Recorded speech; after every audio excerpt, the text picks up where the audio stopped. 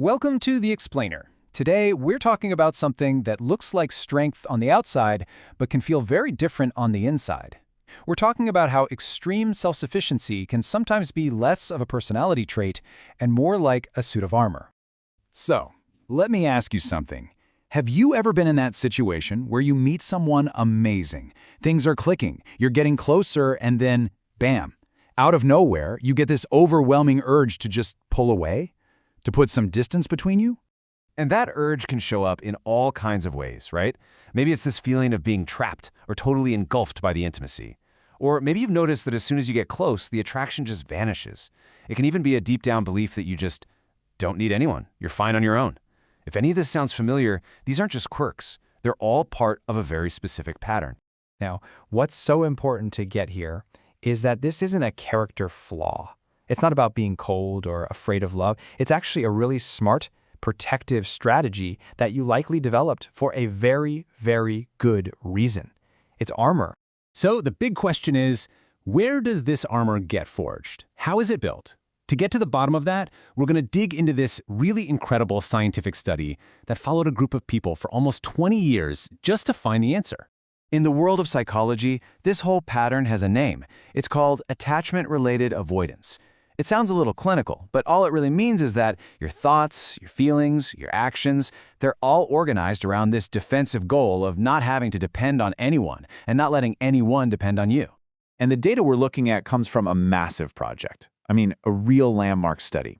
It followed 707 people, which gave researchers this just unprecedented look into how our relationship styles get wired in as we grow up. And when I say they followed them, they really followed them.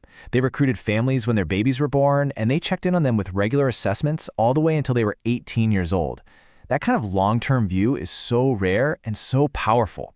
It gives us this incredible window into how our experiences through childhood really do shape the adults we become.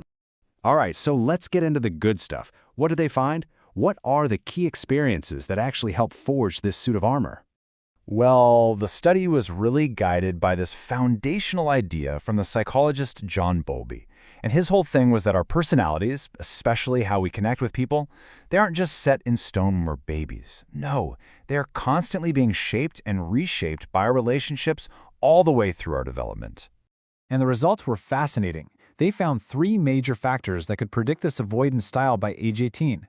What's so interesting is that it's not just about what happens in early childhood. For instance, when a mother became more sensitive and responsive to her child over time, the kid's avoidance actually went down. On the other hand, if a kid really struggled with social skills, making friends, cooperating, that tended to push avoidance up. But here's the hopeful part. Having really solid, high-quality friendships acted like a buffer. It helped bring those avoidance levels back down. It's a dynamic process. So let's just quickly break that down. Maternal sensitivity is basically, is my caregiver available and tuned in to what I need? Social competence is all about learning how to play well with others. And friendship quality, well, that's about having those friends you can really count on.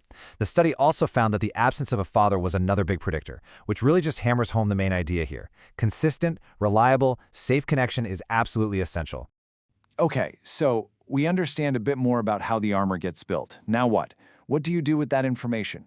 Well, understanding the why is the first step, but it also helps us move towards action, towards figuring out how to create little openings for connection, even when it feels really, really scary. And listen, the goal here is not to just throw away the armor. That armor has kept you safe. The goal is to learn how to open the visor every now and then. It's about finding a way to communicate what you need without shutting people out completely. And here is a super simple but really powerful tool for that. It's a little 3-part script. First, you just honestly state your need. I'm feeling the need for some space right now. Then, and this part is key, you reassure the connection, but I want you to know that I care about you.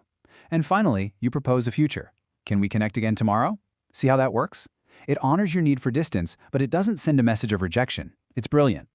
So we'll leave you with this to think about. That armor, it was built to protect you from something real. But it's always worth asking yourself, is it possible that the armor itself has become heavier, a bitter burden, than whatever it was meant to protect you from in the first place?